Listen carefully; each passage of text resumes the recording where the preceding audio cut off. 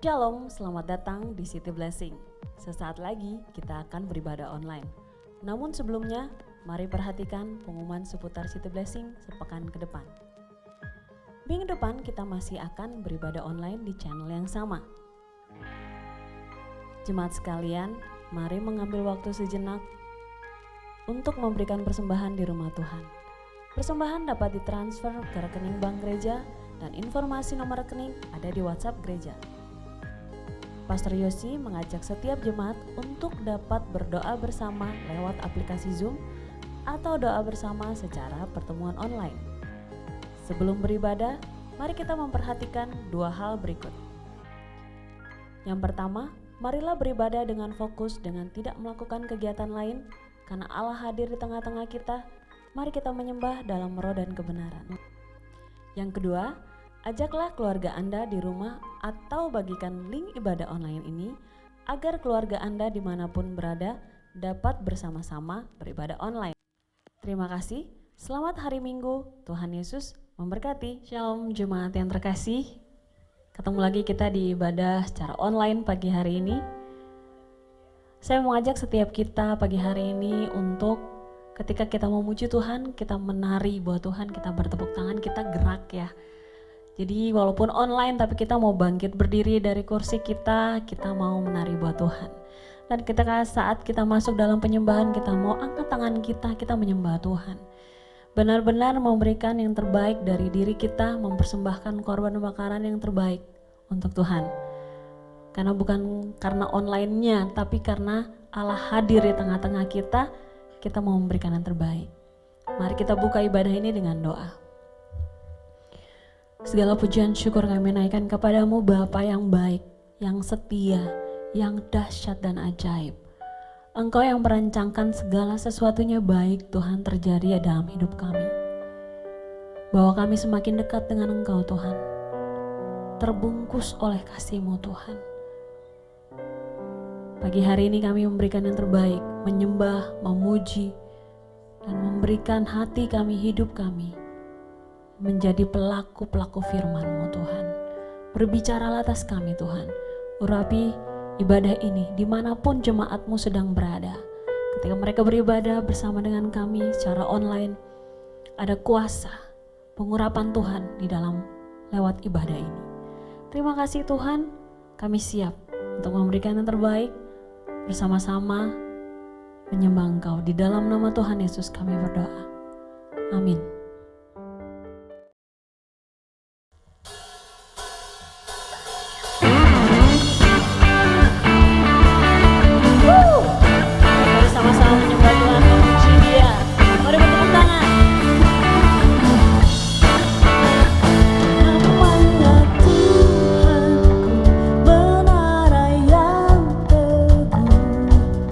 Kota benteng perlindunganku,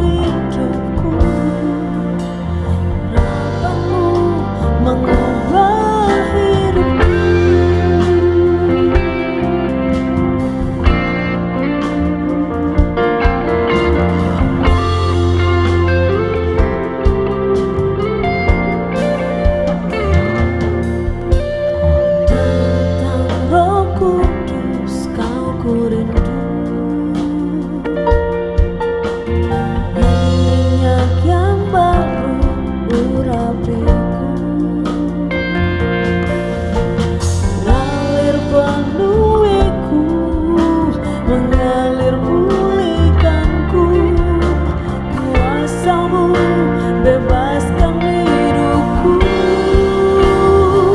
Satu yang ku rindu bersekutu denganmu, bawaku lebih lagi tinggal di dalammu, nikmati hadiratmu, jamahlah seluruh hidupku. Urapanmu mengubah hidupku. Satu yang ku rindu bersekutu denganmu, bawaku lebih lagi tinggal di dalammu, nikmati hadiratmu, jamahlah seluruh hidupku. Urapanmu mengubah hidupku. Satu yang ku rindu bersekutu denganmu, bawaku lebih lagi tinggal di dalammu, nikmati hadiratmu, jamahlah seluruh hidupku. Urapanmu mengubah hidupku. Satu yang ku rindu bersekutu denganmu, bawaku lebih lagi tinggal di dalammu, nikmati hadiratmu, jamahlah seluruh hidupku. Urapanmu mengubah hidupku. Urapanmu mengubah hidupku.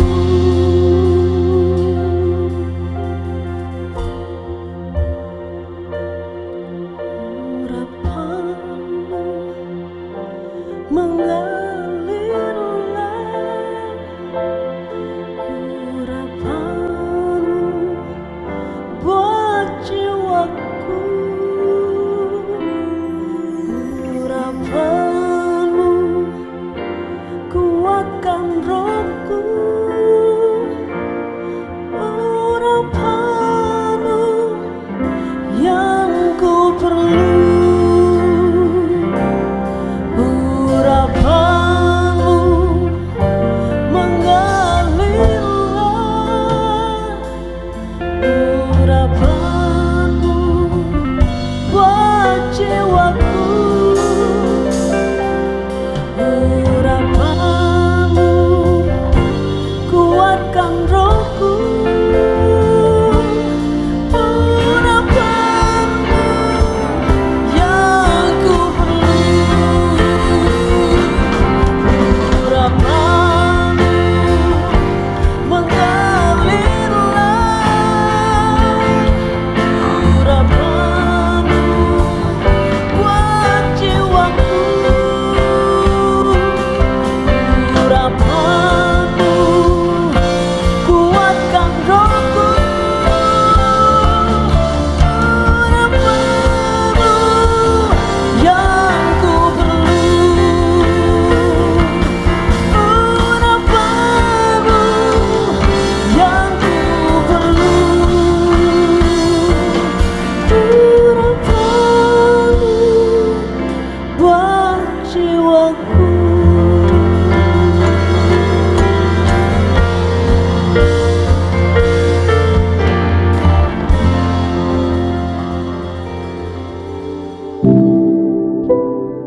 Shalom, puji nama Tuhan. Saudaraku, selamat kembali bertemu di ibadah kita pada hari ini. Saya ajak kita untuk berdoa terlebih dahulu. Bapa di surga, kami mempersiapkan hati dan pikiran kami untuk kami ditaburi dengan kebenaran firman-Mu, sehingga hati kami sebagai media dapat membuat benih itu bertumbuh, berakar, dan naik ke atas, kemudian pada gilirannya menghasilkan buah. Biarlah urapan-Mu menolong setiap kami, Di dalam nama Tuhan Yesus kami berdoa, amin. Puji nama Tuhan, saudara, kita masih di tema di expectation, ekspektasi atau hope, harapan atau pengharapan.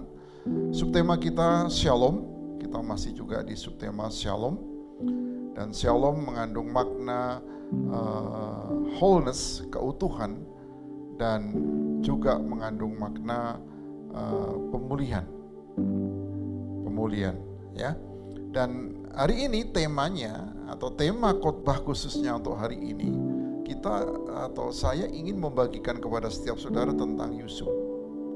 Yusuf itu memiliki intuisi untuk dia melakukan banyak hal karena dia dipimpin oleh Tuhan. Dan judulnya adalah Yusuf mengambil tindakan efektif dalam sebuah krisis. Saya membawa kita semua di dalam kondisi kita sekarang ini secara umum, baik itu negara, baik itu masyarakat tertentu atau kehidupan orang-orang memang sedang ada di dalam suasana krisis. Dan kita akan belajar ketika Yusuf mengambil tindakan efektif dalam sebuah krisis, kita akan belajar menjadi penerapan kita untuk hari-hari ini, saudara. Itu sebabnya siapkan hatimu untuk kita bisa belajar bersama-sama dari firman hari ini. Sebagai pendahuluan, saya mau sampaikan ini. Masalah-masalah tidak pernah melumpuhkan bagi orang-orang yang berjiwa besar. Orang yang berjiwa besar itu orang yang hidupnya rela dibentuk oleh Tuhan, tentu lewat firman-Nya. Firman-Nya akan berproses sedemikian rupa sehingga sedikit demi sedikit mematikan kedagingan kita, sedikit demi sedikit logika-logika yang ada pada kita akan disesuaikan dengan logika yang dari Tuhan. Sehingga dengan demikian Tuhan membuat kita menjadi pribadi yang berjiwa besar. Dan masalah-masalah yang ada ataupun krisis yang ada tidak akan pernah melumpuhkan saudara dan saya. Kebanyakan orang tahu bahwa umumnya jalan keluar itu ada dan jalan keluar itu nyata. Pasti ada, saudara. Firman Tuhan menunjukkan bahwa Yusuf mencapai banyak hal karena dia menikmati proses yang harus ia jalani. Jadi setiap kita pasti ada proses yang membuat kita semakin matang, membuat kita semakin dewasa di dalam Tuhan. Kuncinya Yusuf mencapai banyak hal karena dia menikmati proses. Dan saya berharap saudara dan saya juga bisa menikmati proses. Kenapa? Karena dalam kehidupan kita ada harapan. Ada beberapa hal yang kita akan bahas, saudaraku. Ada 6 tepatnya, ya. Hal yang pertama dari kisah Yusuf ini. Yang pertama adalah sebuah visi yang berarti dari Tuhan. Sebuah visi yang berarti dari Tuhan. Ayatnya ada di Kejadian 37 ayat yang kelima. Saya akan bacakan untuk saudara. Pada suatu kali bermimpilah Yusuf. Lalu mimpinya itu diceritakannya kepada saudara-saudaranya. Sebab itulah mereka lebih benci lagi kepadanya. Apakah ada yang salah dengan mimpi yang diceritakan? Tentu tidak. Tetapi rupa-rupanya dari ayat ini kita banyak belajar. Untuk menyampaikan sesuatu, kita perlu dengan hikmat Tuhan menunggu waktu yang tepat tentunya. Dan kita percaya Tuhan menolong kita untuk semua boleh terjadi dengan baik. Tetapi kalau sedemikian pun orang masih benci kepada kita, ya tentunya kita mengerti, saudaraku, tidak masalah. Memang orang tidak suka, begitu kan. Pasal 37 ayat 9, lalu ia memimpikan pula mimpi yang lain, yang diceritakannya kepada saudara-saudaranya. Katanya, aku bermimpi pula tampak matahari, bulan, dan 11 bintang sujud menyembah kepadaku. Ayat yang ke-10, setelah hal ini diceritakannya kepada ayah dan saudara-saudaranya, maka ia ditegur oleh ayahnya. Mimpi apa mimpimu itu? Masakan aku, ayah, dan ibumu, serta saudara-saudaramu sujud menyembah kepadamu sampai ke tanah? Ayahnya pun tidak mengerti, tidak menangkap akan mimpinya Yusuf. Sehingga statement yang disampaikan ayahnya tentu akan menjadi penguatan bagi saudara-saudaranya untuk mengatakan bahwa mimpi yang disampaikan oleh Yusuf itu mengandung sebuah yang tanda kutip merendahkan orang lain yang notabene mereka orang-orang yang lebih tua, tentu termasuk ayah dan ibunya. Kejadian pasal 37 ayat 11, maka iri hatilah saudara-saudaranya kepadanya, tetapi ayahnya menyimpan hal itu dalam hatinya.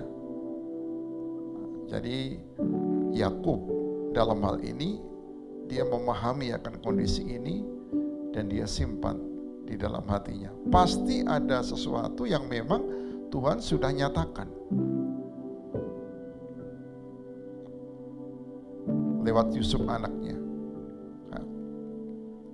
Jadi Yusuf sebagai orang muda, Yusuf mengenal Tuhan yang telah memberikan hal-hal spesial pada pikirannya.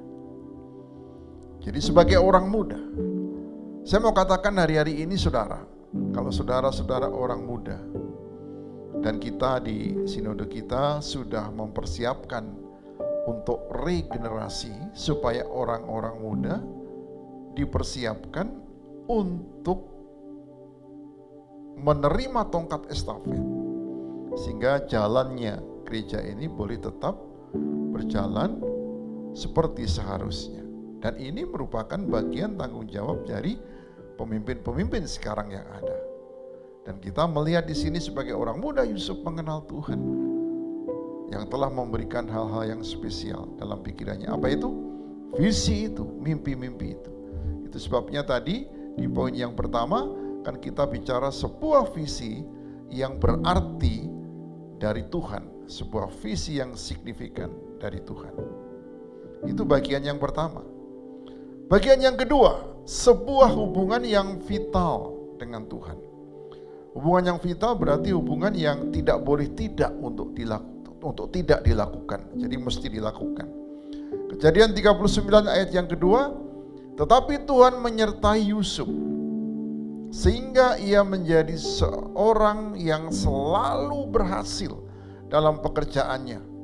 Maka tinggallah ia di rumah tuannya orang Mesir itu. Ini kan Yusuf terjual sebagai budak. Tetapi karena Tuhan menyertai dia, walaupun dia menjadi budak, dia punya kualitas di atas rata-rata, saudara.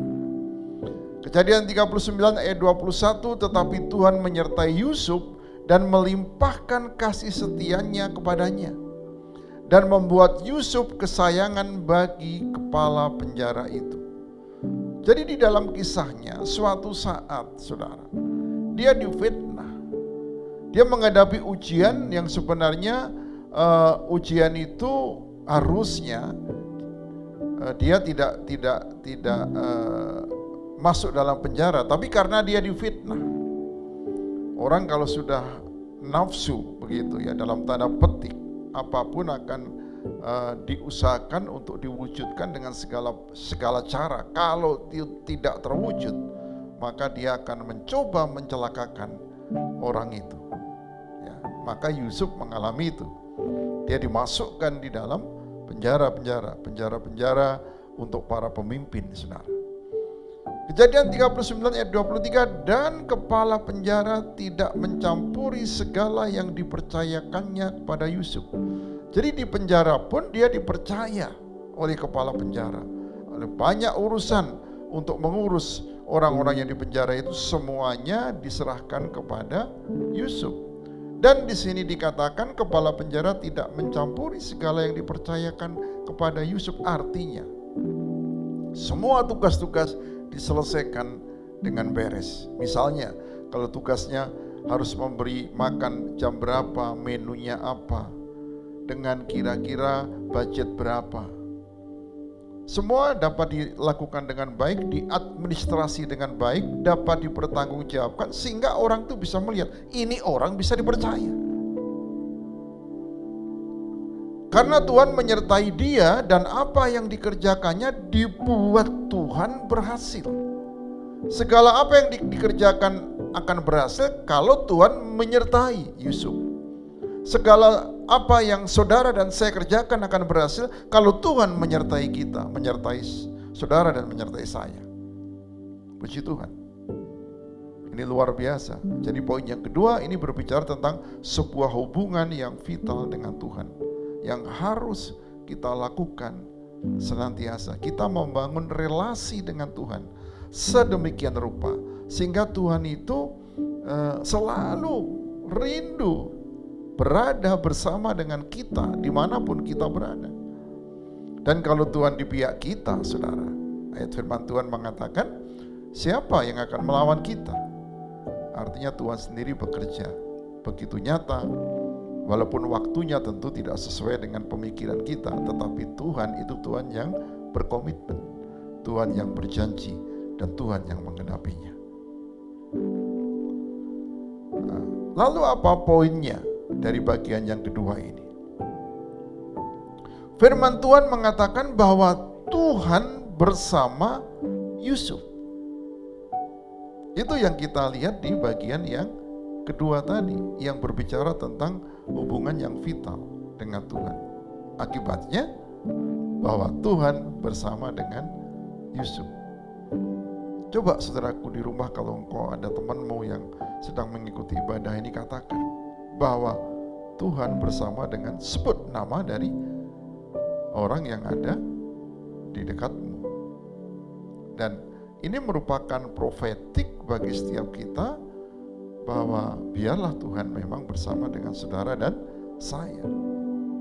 Maka keberhasilan pasti diwujudkan oleh Tuhan, saudara. Bagian yang ketiga, sebuah karakter yang kuat dibangun melalui kesulitan-kesulitan. Halo, proses itu atau di dalam proses ketika kita menghadapi kesulitan dan kita tetap terus maju, maka akan menghasilkan karakter yang baik. Karakter yang solid yang baik akan membuat saudara dan saya menjadi berkat dan dipakai Tuhan dan luar biasa.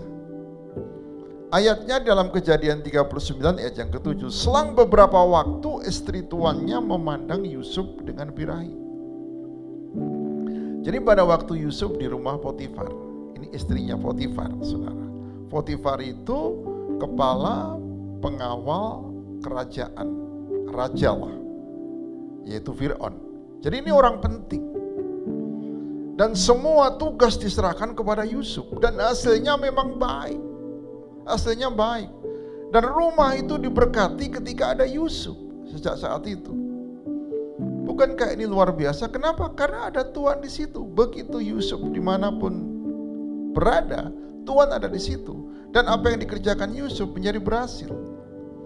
Ada progres, ada penataan, ada administrasi yang baik. Ada kemajuan-kemajuan, kebocoran-kebocoran dapat ditemukan dan tidak lagi ada kebocoran. Seluruh kuasa untuk mengelola apa yang ada di rumah itu diserahkan kepada Yusuf, kecuali istrinya, istri dari Potifar ini. Saya ulangi, Kejadian 39 ayat 7, selang beberapa waktu istri tuannya memandang Yusuf dengan birahi. Lalu katanya, marilah tidur dengan aku. Jadi ini godaan, ini cobaan. saudara. Kejadian 39 ayat 8, tetapi Yusuf menolak. Dia menolak. Dan berkata kepada istri tuannya itu, dengan bantuanku, tuanku tidak lagi mengatur apa-apa yang ada di rumah ini. Dan ia telah menyerahkan segala miliknya pada kekuasaanku, kecuali engkau. Kan begitu. Tapi di dalam kisah sepenuhnya dari konteks ini, istrinya berusaha sedemikian rupanya. Setiap hari ketemu Yusuf digoda. Setiap hari ketemu Yusuf digoda.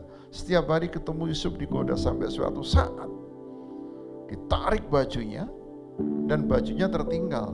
Yusuf lari keluar. Istrinya punya ide. Panggil orang-orang pada waktu itu. Ketika datang, ini loh orang Ibrani yang datang ke tempat ini mencoba untuk memaksa aku atau memperkosa aku.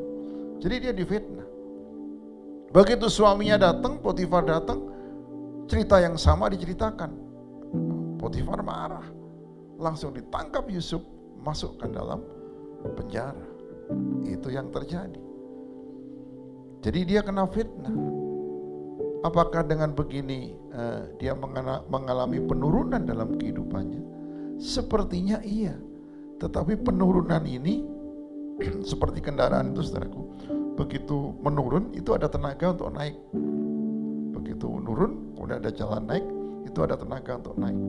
Jadi waktu dia nurun, dia ngatur tenaga atau digas dan lain sebagainya, dia bisa naik ke atas. Yusuf pun demikian. Tapi waktu Yusuf mengalami itu, kira-kira bagaimana perasaannya? Tentu tidak enak, tetapi dia menerima dan dia menikmati semua itu. Ternyata di penjara pun, yang tadi ayat bagian yang kedua kita sudah mendengar penjelasannya, bahwa dia dipercaya oleh kepala penjara dan kepala penjara tidak ikut campur lagi. Haleluya, puji Tuhan. Poin dari bagian yang ketiga ini, saudara, kita akan melihat bersama-sama dari poin bagian yang ketiga ini.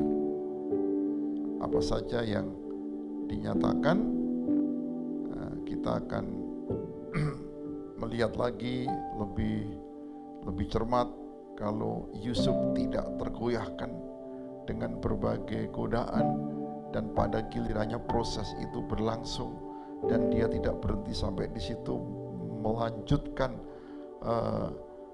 kehidupannya di dalam penjara, tetapi dia boleh tetap mempunyai tekad dan hubungan yang baik dengan Tuhan, sehingga karakter yang muncul adalah karakter emas. Jadi poinnya adalah dengan setiap pencobaan yang baru, ada pencobaan gitu ya, di situ pencobaan, Yusuf bertumbuh lebih kuat. Setiap kali ada pencobaan yang baru, saudara dan saya bertumbuh lebih kuat.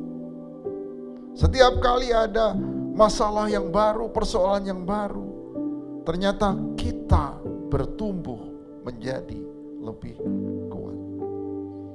Amin, saudara. Tentu karena Tuhan sendiri di dalam Shalom kan, Tuhan akan membuat keutuhan itu menjadi milik kita, dan pemulihan itu menjadi milik kita pula. Poin yang keempat, saudara, kita maju lagi di bagian yang keempat, dan kita akan lihat di bagian yang keempat itu ada nilai-nilai yang kita perlu lihat secara cermat, sehingga kita boleh belajar lebih jauh, saudaraku. Poin yang keempat itu berbicara tentang ini, saudaraku. Melalui kehidupan diperoleh pengalaman-pengalaman praktis. Saudara dan saya menjalani kehidupan, mesti ada pengalaman-pengalaman yang praktis yang kita dapat peroleh, dan itu menjadi bagian dari pembelajaran kehidupan kita. Ayatnya di mana, saudaraku? Di Kejadian 39 ayat 22. Sebab itu kepala penjara mempercayakan semua tahanan dalam penjara itu kepada Yusuf. Dan segala pekerjaan yang harus dilakukan di situ, dialah yang mengurusnya. Mengurus orang-orang tahanan di dalam penjara tentu juga tidak mudah. Perlu ada kejelian, perlu ada ketekunan, sekali waktu diprotes, dan banyak waktu mungkin tidak cocok. Tetapi Yusuf, kalau kita melihat dari beberapa bahasan yang kita bahas dari poin 1 sampai dengan 3 tadi, dia melakukannya dengan enjoy, dengan sukacita, gitu ya. Dia lakukan dengan tetap semangat. Dan segala pekerjaan yang harus dilakukan di situ, dialah yang mengurusnya. Jadi semua diurusnya. Yang tadi saya kasih gambaran, mulai bagaimana untuk menjadwalkan makan, menu hariannya, kemudian bagaimana untuk mengurus pakaian, kemudian untuk air yang disediakan, dan banyak hal lah kehidupan di dalam penjara yang perlu diatur, sehingga kepala penjara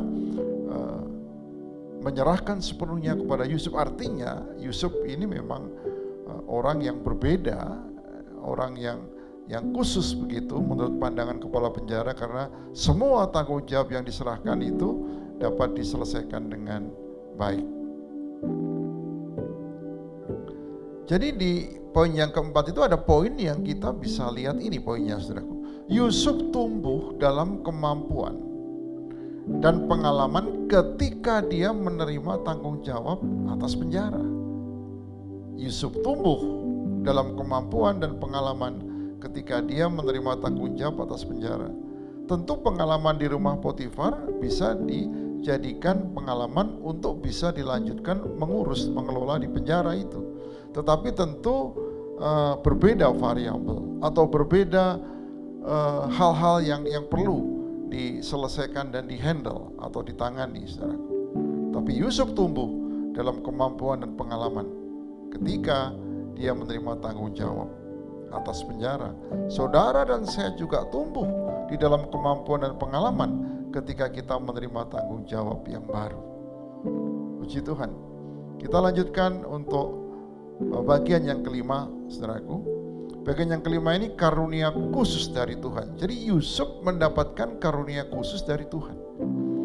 Kejadian 41 ayat yang ke-15. Berkatalah Fir'aun kepada Yusuf, aku telah bermimpi dan seorang pun tidak ada yang dapat mengartikannya. Tetapi telah kudengar tentang engkau. Hanya dengan mendengar mimpi saja engkau dapat mengartikannya. Ayat yang ke-16, Yusuf menyaut Fir'aun, bukan sekali-kali aku, melainkan Allah. Melainkan Allah juga yang akan memberitakan kesejahteraan kepada tuanku Fir'aun. Jadi Yusuf tidak mau mencuri kemuliaan Tuhan. Dia mau katakan bahwa datangnya kemampuan untuk menafsirkan mimpi itu dari Tuhan, bukan oleh karena kepandaian dia atau hasil belajar di mana, saudaraku. Tapi ini datangnya dari Tuhan. Fir'aun bermimpi di padang ada lembu yang indah, yang gemuk, jumlahnya ada 7. Tiba-tiba suatu saat datang lembu yang buruk, kemudian badannya juga kurus, tetapi ini makan yang gemuk. Kemudian mimpinya lagi, dia melihat di ladang ada berkas yang subur. Kemudian ada 7 berkas yang subur ini, tiba-tiba ada 7 berkas yang kurang subur, juga memakan yang subur. 7 diartikan oleh Yusuf sebagai 7 tahun. Yang bicara yang baik berbicara tentang kelimpahan, tapi bicara yang buruk memakan yang baik tadi berbicara tentang kekurangan atau paceklik atau musim di mana tidak menghasilkan. Itu diperingatkan kepada Fir'aun. Tapi yang bisa menerjemahkan mimpi hanya Yusuf. Karena Fir'aun panggil semua orang pandai. Ternyata tidak ada yang bisa menerjemahkan atau menafsirkan mimpi Fir'aun. Dari bagian yang kelima atau poin 5 ini ada poin di dalamnya, saudaraku. Apa poinnya? Kemampuan Yusuf menafsirkan mimpi memungkinkan dia membuat perbedaan dalam banyak kehidupan. Jadi kemampuan Yusuf menafsirkan mimpi memungkinkan dia membuat perbedaan dalam banyak kehidupan. Kehidupan orang-orang umumnya, dia menjadi pribadi yang berbeda karena dia memiliki kemampuan untuk menafsirkan mimpi ini secara akurat. Jadi jangan pandang enteng kalau Tuhan sudah mempercayakan kepada seseorang. Tuhan juga bisa mempercayakan kepada saudara dan saya hal-hal yang seperti ini. Walaupun bukan mimpi, tapi ada hal-hal yang lain yang Tuhan percayakan. Dan kalau Tuhan percayakan, saudara dan saya harus percaya betul untuk berani menyampaikan, berani melakukannya, dan berani maju, saudara. Yang keenam, sebuah berkat yang unik dari Tuhan. Jadi Yusuf itu mendapatkan berkat yang unik dari Tuhan. Ayatnya di Kejadian 39 ayat 3, setelah dilihat oleh tuannya bahwa Yusuf disertai Tuhan dan bahwa Tuhan membuat berhasil segala sesuatu yang dikerjakannya. Ayat yang keempat, maka Yusuf mendapat kasih tuannya dan ia boleh melayani dia. Kepada Yusuf diberikannya kuasa atas rumahnya dan segala miliknya diserahkannya pada kekuasaannya. Ini pada waktu di rumah Potifar. Dia baru dibeli dari budak yang dijual oleh orang-orang Ismail waktu itu. Nah, kemudian dipekerjakan di situ dan prestasinya prestasi yang di atas rata-rata, saudara. Ayat yang kelima, sejak ia memberikan kuasa dalam rumahnya dan atas segala miliknya kepada Yusuf, Tuhan memberkati rumah orang Mesir itu karena Yusuf. Sehingga berkat Tuhan ada atas segala miliknya, baik yang di rumah maupun yang di ladang. Semua urusan diurus oleh Yusuf. Dan seketika semua urusan diurus oleh Yusuf, berkat Tuhan datang. Haleluya. Kenapa? Karena Tuhan beserta dengan Yusuf. Jadi poin yang keenam itu, Yusuf menerima sebuah berkat yang unik dari Tuhan.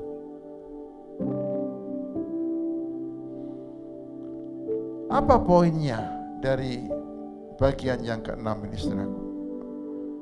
4 kali Alkitab mengungkapkan berkat Tuhan kepada Yusuf dengan beberapa versi. Apapun yang dilakukan, Tuhan membuatnya beruntung.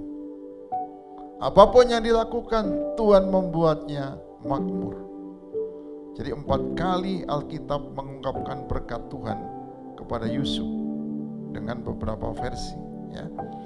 Ayatnya di Kejadian 39 ayat yang kedua. Tetapi Tuhan menyertai Yusuf sehingga ia menjadi seorang yang selalu berhasil dalam pekerjaannya. Maka tinggallah ia di rumah tuannya, orang Mesir itu. Ini pada waktu di rumah Potifar, saudara. Kemudian ayat yang ketiga, setelah dilihat oleh tuannya bahwa Yusuf disertai Tuhan. Jadi Potifar tuh bisa melihat Yusuf disertai Tuhan. Dan bahwa Tuhan membuat berhasil segala sesuatu yang dikerjakannya. Tadi 4 kali kan saudaraku, ini 2 kali ya, yang 2 kali. Yang lainnya kita cek. Di Kejadian 39 ayat 21, tetapi Tuhan menyertai Yusuf dan melimpahkan kasih setianya kepadanya dan membuat Yusuf kesayangan bagi kepala penjara. Jadi waktu masuk di penjara, dia disayangi oleh kepala penjara. Karena apa? Yusuf bisa membantu pekerjaan di penjara. Dan kepala penjara sangat diringankan. Itu yang ketiga, saudaraku ya. Nah, ini yang keempat, ayat 23. Dan kepala penjara tidak mencampuri segala yang dipercayakannya kepada Yusuf, karena Tuhan menyertai dia, dan apa yang dikerjakannya dibuat Tuhan berhasil. Dibuat Tuhan berhasil. Puji Tuhan. Jadi ini keberuntungan yang diterima oleh Yusuf. Ada 4 kali disebut di dalam kisah ini. Apa yang bisa kita renungkan setelah kita meditasi? Sekali lagi saya mau mengulangi, ada 6 yang tadi 6 bagian atau 6 poin yang kita telah bahas. Jadi yang pertama, sebuah visi yang berarti dari Tuhan, Yusuf telah menerimanya. Yang kedua, sebuah hubungan yang vital yang tidak bisa tidak dengan Tuhan harus tetap terus dilakukan. Percaya penuh kepada Tuhan. Yang ketiga, sebuah karakter yang kuat itu dibangun melalui kesulitan-kesulitan. Yang keempat, melalui kehidupan diperoleh pengalaman-pengalaman yang praktis. Yang kelima, karunia khusus dari Tuhan diterima oleh Yusuf. Yang keenam, Yusuf mendapatkan sebuah berkat yang unik dari Tuhan. Puji Tuhan. Karena Yusuf selalu disertai Tuhan, itu sebabnya Shalom itu selalu bersama dengan dia. Dia selalu memiliki pengharapan di dalam Tuhan.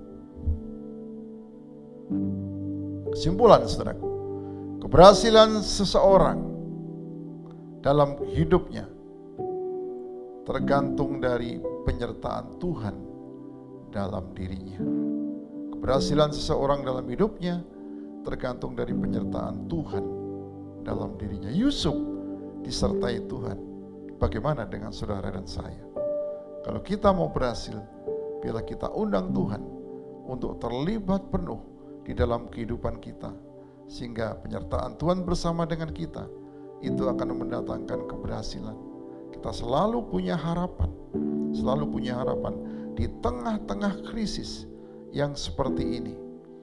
Yusuf telah melakukan peran aktif dan peran yang penting untuk supaya dia dapat dipakai Tuhan menjadi berkat, bukan hanya untuk dirinya sendiri. Pada saat dan waktunya Yusuf menjadi berkat bagi orang tuanya, dan mimpi-mimpi yang tadinya diejek, yang dianggap enteng oleh orang tuanya dan saudara-saudara, semua digenapi. Tidak ada yang tidak digenapi. Walaupun dia mengerjakan mimpinya Firaun, dia mengerjakan mimpinya orang lain katakan, tetapi ketika dia mengerjakan mimpinya orang lain, mimpinya dia digenapi.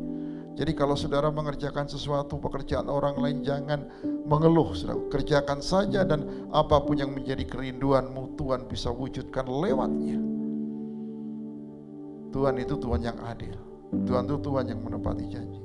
Dan Yusuf mengambil tindakan efektif di dalam sebuah krisis. Saudara dan saya juga mengambil tindakan efektif di dalam masa-masa pandemi ini. Kita tetap percaya dan kita tetap berharap. Karena dasar dari pengharapan itu adalah percaya kepada Tuhan. Dan percaya kepada Tuhan datang dari firman Tuhan. Ketika kita mendengar firman Tuhan dan kita percaya, maka Tuhan nyatakan itu.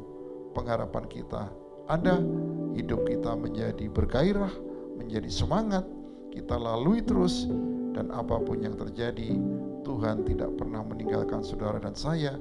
Dia menyertai hidup saudara dan hidup saya. Tuhan memberkati. Mari kita berdoa. Bapa di surga, terima kasih dengan firman-Mu. Biarlah firman-Mu tidak kembali dengan sia-sia, tetapi firman Tuhan akan mengerjakan sesuai dengan kehendak-Mu. Terima kasih Tuhan. Kami berdoa supaya kami boleh terus mendapatkan kekuatan, semangat, terlebih pengharapan di tahun ekspektasi ini. Pengharapan kami tidak pernah lesu Tuhan. Kami terus semangat di dalam Engkau. Di dalam nama Tuhan Yesus kami berdoa dan mengucap syukur. Amin.